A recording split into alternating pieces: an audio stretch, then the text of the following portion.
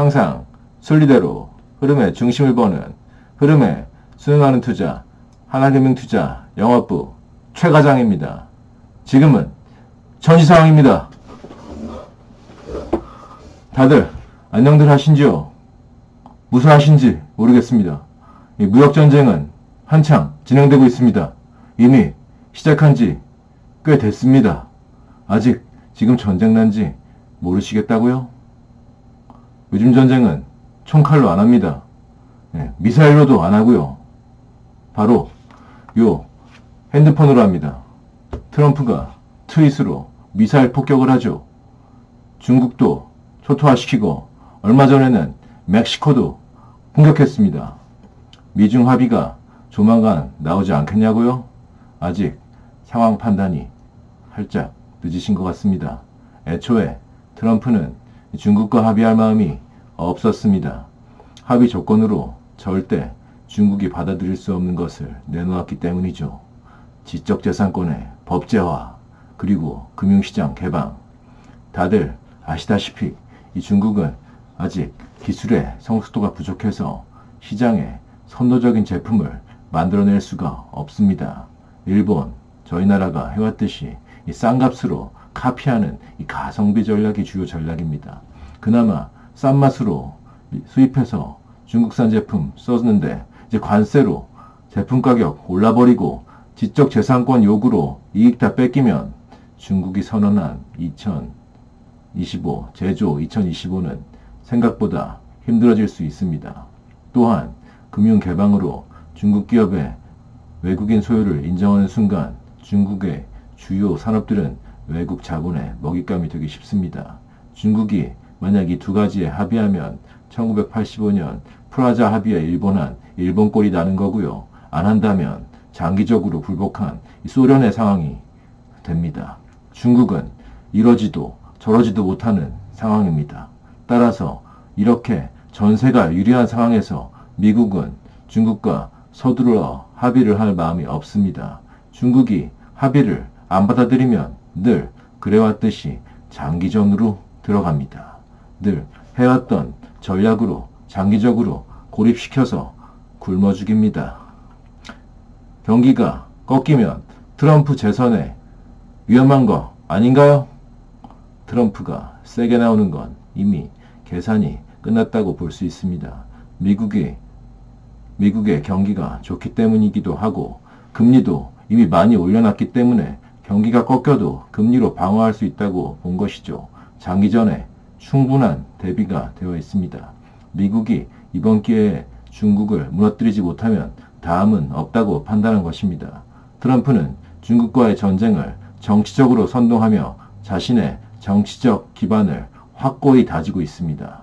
그동안 언론 플레이에 능숙한 트럼프는 이 시장을 달래기 위해서 희망 고문을 해왔던 것이죠. 하지만 이제 시장은 그동안 양치기 소년이었던 트럼프의 언론 플레이를 더 이상 믿어주지 않습니다. 이제 전쟁이 본격화되었다는 것을 파악한 것이죠. 네. 그래서 어쩌자는 거냐? 그래서 어떻게 돈 벌 수 있는데? 돈 못 벌면 이게 다 무슨 소용인데? 네, 맞습니다. 미중 무역전쟁은 단기적으로는 대한민국의 최악의 상황입니다. 그러나 이 위기를 존버정신으로 끝까지 버텨낸다면 장기적으로는 아주 대한민국에 좋은 상황이 올 수 있습니다. 아주요.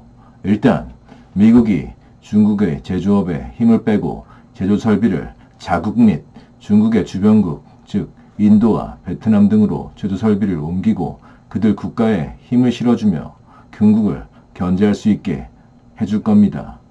여기서 잠깐 미국과 중국 주변 국가들 증시를 한번 살펴보겠습니다. 네, 인도의 경우입니다. 역시 예상했던 대로 신고가군요. 러시아 아주 좋습니다. 눈에 가시 같던 미국과 중국 두 나라의 싸움을 불구경하며 신고가 행진을 하고 있습니다. 호주, 브라질 아주 좋네요. 베트남도 최근 조금 빠지긴 했지만 지난 연말 대비 아직 20% 이상 상승을 유지한 상태입니다. 최악인 나라는 바로 어디일까요? 네, 예상하셨듯이 바로 대한민국입니다. 지난 연말 수준으로 내려온 전 세계 유일한 나라입니다. 대한민국 정말 암울한 상황입니다. 대외적으로 그리고 국내적으로도 상황도 그렇고 정말 하루하루 힘드네요. 하지만 이 위기를 조버정신으로 넘기면 물론 올해 안에는 힘들 것 같고요. 내년에도 글쎄요 입니다. 중국이 빨리 무너지길 기도하는 수밖에요. 중국에게 빼앗길 뻔한 반도체 기술을 잘 지켜서 향후 기술 주도권을 유지한다면 대한민국에게 희망이 보입니다. 네, 그것 말고 미중 무역전쟁으로 수혜를 입을 업종은 또 뭐가 있을까요?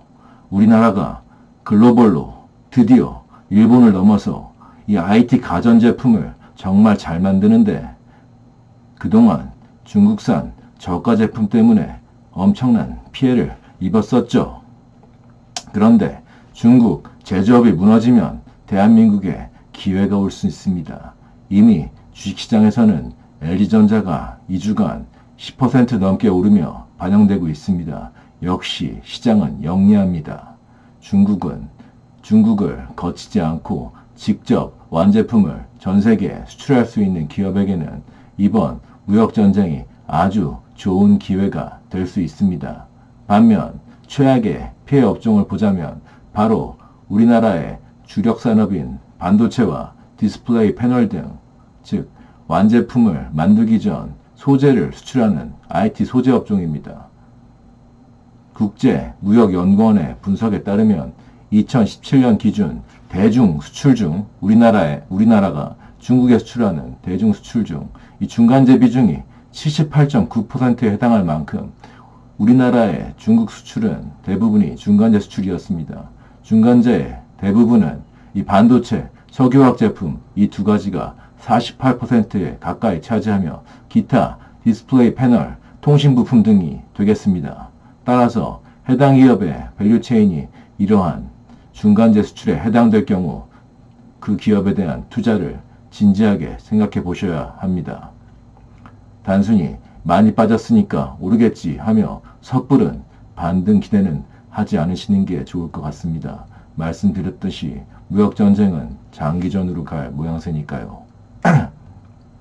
또한 조심해야 할 업종이 있는데요. 중국은 작년부터 무역전쟁을 대비하여 내수를 부양하는 정책을 지속적으로 펼치고 있습니다. 하지만 중국은 소비로 경기가 부양될 만큼 경제 내에서 소비의 비중이 40% 밑으로 크지 않습니다.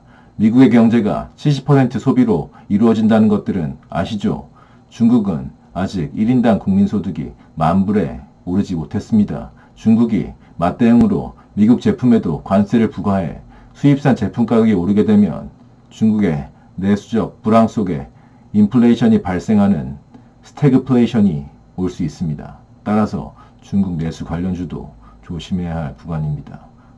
그래서 요약하자면 투자를 고려해 볼 만한 업종으로는 제조 공정상 중국을 거치지 않고 미국에 수출을 하거나 그동안 메이드 인 차이나 제품과 힘들게 경쟁해왔던 완성품 업종이 상대적으로 좋을 것 같습니다.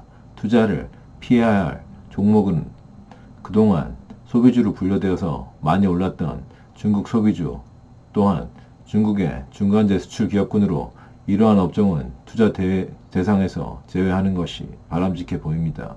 이상으로 미중 무역전쟁 수혜 업종과 피해 업종을 살펴보았는데요. 투자에 도움이 되셨다면 좋아요와 구독 부탁드립니다.